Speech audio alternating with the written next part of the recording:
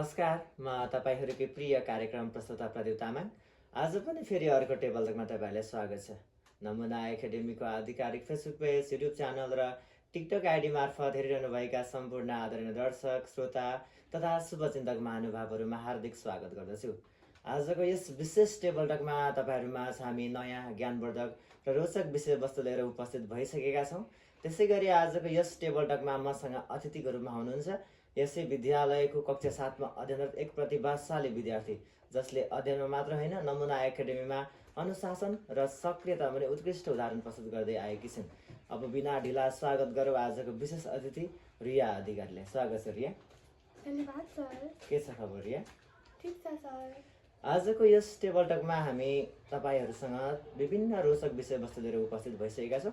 आजको यस टेबल टकमा हामी तपाईहरुमा आज विभिन्न रोचक विषयवस्तु लिएर कुराकानी गर्नेछौं र सबैभन्दा सुरुमा त म तपाईले तपाईको पढाइको बारेमा नै सोध्न मन लागिहाल्यो। तपाईको अन्तिम परीक्षा पनि नजिकै गर्दा तपाईले पढाइलाई कस्तो ध्यान दिइराख्नु भएको छ नि? राम्रो चलिरहेको छ सर। फाइनल एक्जाम पनि नजिक आएको हुनाले बढी मेहनत गरिरहेको छु। राम्रो निरन्तर मेहनत गर्नुभयो भने अवश्य पनि राम्रो नतिजा आउँछ नै। अझ भन्नुपर्दा तपाईले पढाइलाई चाहिँ जुन समय विभाजन गरेर अनि नजानेका कुराहरूलाई गुरुलाई सोधेर पढ्नु भयो भने अझ राम्रो नतिजा आउँछ।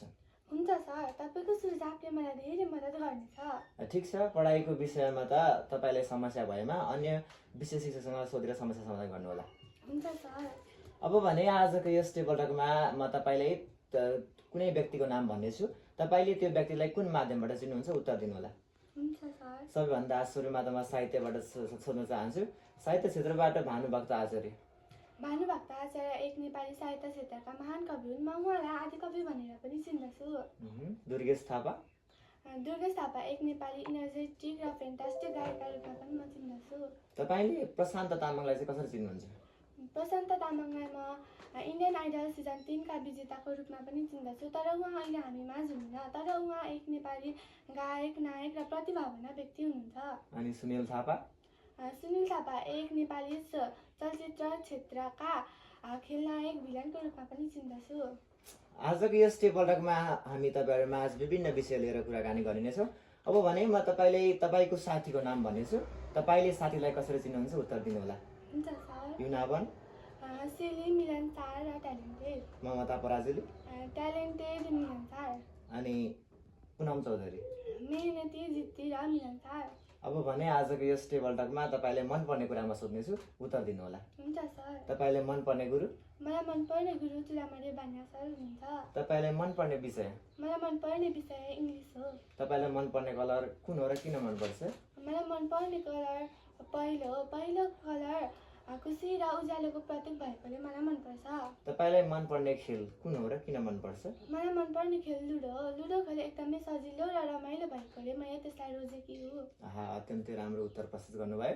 तपाईको उत्तरप्रति म हार्दिक कृतज्ञता व्यक्त गर्दछु। आजको यस टेबल टकमा अब भने म तपाईलाई कुनै एक रोज्नुहोस् है त। दुईटा कुरा सोध्नेछु, तपाईले दुई मध्ये एउटा रोज्नुपर्ने हुन्छ है त। हुन्छ सर। सबैभन्दा सुरुमा साहित्य क्षेत्रबाट लक्ष्मी प्रसाद देवकोटा कि मोतीराम भट्ट? लक्ष्मी प्रसाद देवकोटा। अनि विज्ञान क्षेत्रबाट सर आइजक न्युटन कि अल्बर्ट आइन्स्टाइन? Albert Einstein. तपाईलाई मनपर्ने गायिका एलिना चौहान कि रचना रिमाल? रचना रिमाल। भुवन केसी कि राजेश हमाल? राजेश हमाल। तपाईलाई मनपर्ने विषय म्याथ कि साइन्स र किन मनपर्छ? मलाई मनपर्ने विषय साइन्स हो। विज्ञानले नयाँ कुरा सिक्न र संसार बुझ्न मद्दत गर्छ। तपाईलाई पढाउने गुरुहरू मध्ये प्रदीप तामाङ कि उत्सव रेग्मी? प्रदीप तामाङ। अब भने अत्यन्तै रोचक प्रश्न सोध्न चाहन्छु तपाईलाई। तपाईलाई मनपर्ने चटपटे कि पानीपुरी? पानीपुरी। आज हामी यस टेबल टकमा अन्त्यमा आइसकेका छौँ र अन्तिममा तपाईलाई एउटा प्रश्न सोध्न चाहन्छु। तपाईलाई यस विद्यालयको शिक्षक शिक्षिका अनि साथीहरू चाहिँ कस्तो लाग्छ? मलाई मेरो विद्यालय साथीहरू र शिक्षक शिक्षिकाहरू एकदमै राम्रो लाग्दछ। शिक्षक शिक्षिकाहरू एकदमै सहयोगी र प्रेरणादायी व्यक्ति हुनुहुन्छ।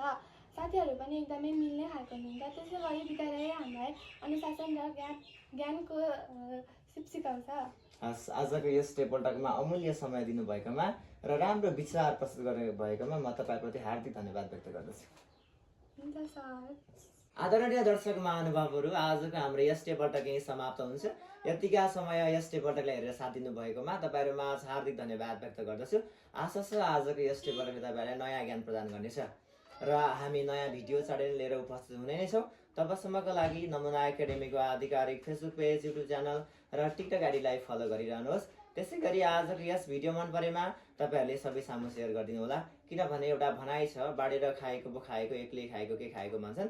त्यसकारण सबैले सबै सामु सेयर गरिदिनु होला र हामी चाँडै नै नयाँ भिडियो लिएर उपस्थित हुने नै छौँ। तबसम्मको लागि स्वास्थ्य, व्यस्त अनि मस्त रहनुहोस्। हवस् त, धन्यवाद।